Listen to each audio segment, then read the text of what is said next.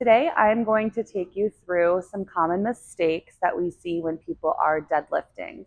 So, the deadlift is a great exercise to strengthen your hamstrings, your glutes, and even the muscles of your low back. You just want to make sure that you're doing it properly so that any one of those muscle groups isn't predominantly working and that you're not at increased risk of injury, especially when it comes to lifting through the low back. So I'm going to show you a couple just common mistakes, starting with a light object. We're going to use this so that we actually warm up the correct movement before we start adding weights. So you can do this at home with a Swiffer, or a broom works pretty well, something just that's not too weighted. And the main principle that I want to elaborate on here is the hip hinge. So this is the main movement pattern in a deadlift. So the hip hinge is where the hips shoot back and then the chest comes forward to offset your balance. So a lot of the times when people deadlift, they start the movement by bending down through the trunk. So what we want to do is bend through the hips. So hips shoot back. If you imagine yourself shutting a car door behind you, or if you imagine there's a wall behind you and you want to just tap the wall with your hips. So what that looks like is here as the first movement.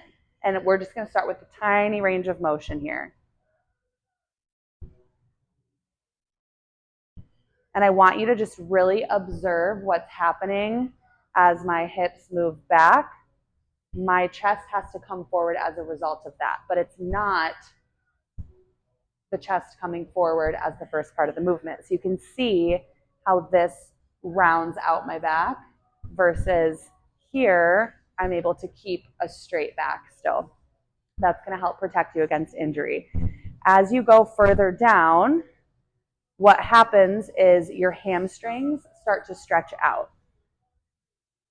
Right here, I reach the end of my hamstring flexibility. My hamstrings are a little tight. So I would stop here because if I go any further, I can't use a hip hinge anymore. So if I go further, I want you to observe what happens with my low back. I start bending through the back. Now, if I try to lift a heavy weight from here, this part of the movement is all happening from my back, versus if I'm a little bit higher here and I stand up, I can really squeeze through my glutes in the back of my leg. So I want you to really be picky about where the end of your hamstring flexibility is. Again, for me, it's just below the knees. If I try to go all the way to my ankles, I'm going to bend through the back, which means I'm going to lift through the back. So when you add weight, then you can use a barbell or you can use dumbbells. It's going to be even more important that you hinge through the hips. Now that I have a little bit of weight in this movement, the other important thing to keep in mind is lat engagement. So it would be harder to feel with the PVC pipe where there's no weight behind it, but the weight is going to have a tendency to pull forward. If I engage my lats through here, that's going to allow me to keep my shoulders closer to my body, which in turn allows the weight to stay closer to my body. So tight through the lats here. Doesn't mean that I'm arching my back. I'm still keeping a neutral spine, but I'm just engaged through my shoulders, still hinging at the hips as I come down. If I don't engage through my lats, you'll see what happens to the weight here. It falls forward and I'm no longer able to keep it kind of running along my legs. The weight being further away from my body here is going to cause me to use my back to lift. So again, lats engaged, neutral spine, hip hinges back, weight glides along my thighs, just past my knees.